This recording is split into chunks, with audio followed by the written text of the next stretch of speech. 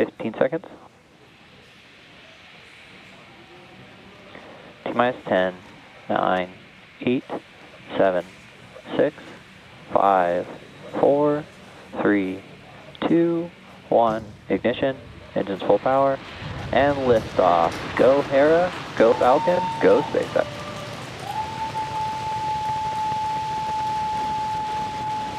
Vehicle is pitching downrange. Stage 1 propulsion is nominal.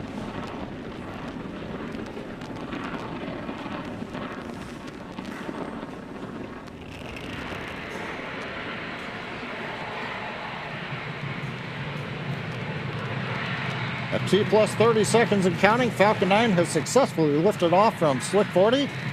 After clearing the tower, we begin to tilt or gimbal the engines. That initiates a roll maneuver you might see on the Stage 1 camera view, although it's kind of cloudy. But this enables the vehicle's antennas to stay in the best position for communicating with the ground. We are into throttle down now in preparation for max dynamic aero. Falcon is supersonic. Faster than a speeding bullet, we're supersonic on Falcon 9.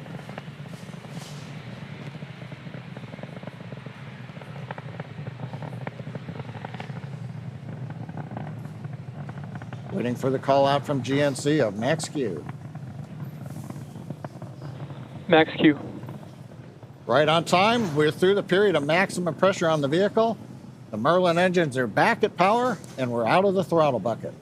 Now, from here on, even though the velocity is rapidly increasing, the atmospheric density is decreasing, and that's resulting on less loads on the Falcon 9. 90 seconds into flight. The rocket typically needs to go 17,500 miles per hour horizontally in order to avoid gravity pulling it back down to Earth and getting into orbit. We've heard the call out for MVAC chill. That's a bleed valve on the second stage engine. That's performing the final chill prior to second stage engine ignition. All's looking good with the first stage trajectory. We're coming up on T plus 2 minutes.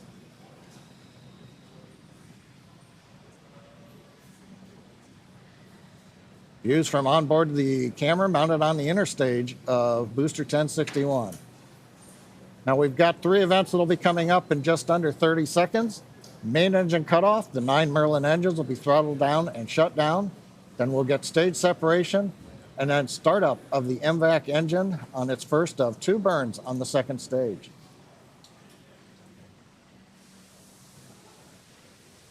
We've begun throttling down the Merlin engines.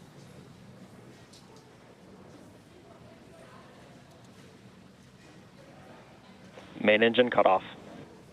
Call for MECO. Stage separation. Successful stage separation.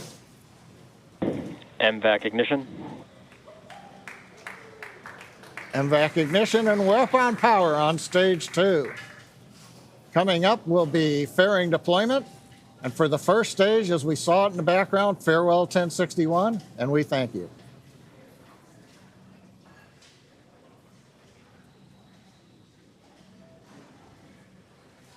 As we continue climbing out of Earth's atmosphere, we're waiting for the right time when we can open up and deploy the fairing. That should be coming up in about 10 seconds.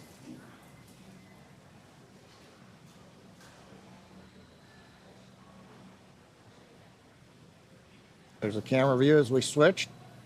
You can see Hera inside the 2 halves of the fairing. Fairing separation. And successful payload fairing separation.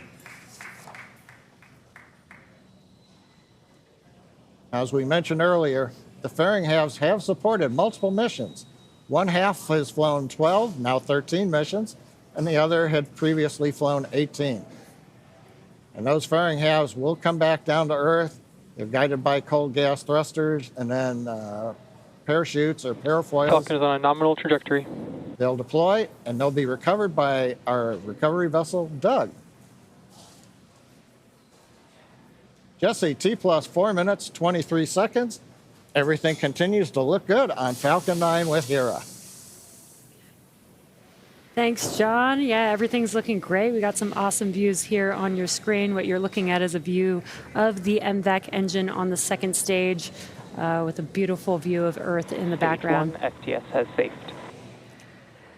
Now, we are currently in the first of 2 planned MVAC burns for this spacecraft. And we have separated from the first stage. As we mentioned earlier, we will not be recovering the booster as we usually do. Now, typically we would land the booster either on a drone ship or back on land, but due to the additional performance required to deliver this payload to an interplanetary transfer orbit, we will be not recovering the booster today.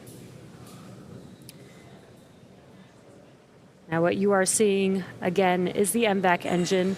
The MVAC engine is optimized for the vacuum of space and has about 220,000 pounds of thrust in vacuum. Again, this is the first of 2 burns. The 2 burns for the MVAC engine will take the second stage with the payload attached to the targeted drop-off orbit. Falcon continues to follow a nominal trajectory. And great call out there, following a nominal trajectory.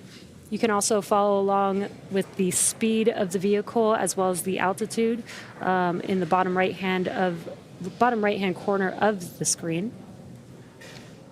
And the next event coming up in about a minute and a half from now is SECO 1. SECO 1 is second stage engine cutoff 1, which is where we will shut down that MVAC engine and allow the vehicle to coast with the payload in an Earth orbit, and then we'll reignite that MVAC engine for a second time to take the vehicle and payload to that interplanetary transfer orbit.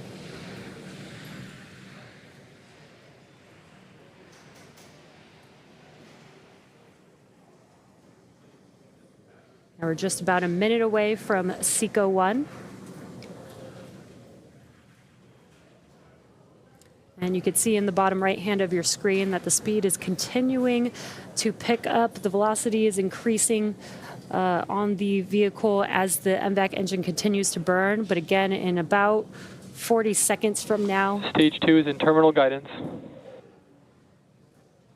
In about 35 seconds from now, we will shut down that MVAC engine and again allow the vehicle to coast in an Earth orbit before we make its way to the interplanetary transfer orbit.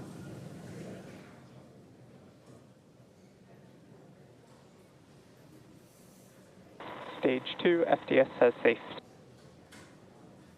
Continuing to get good callouts and some great views here. Again, this is from the second stage looking at the MVAC engine. The Hera payload is still attached. MVAC shut down.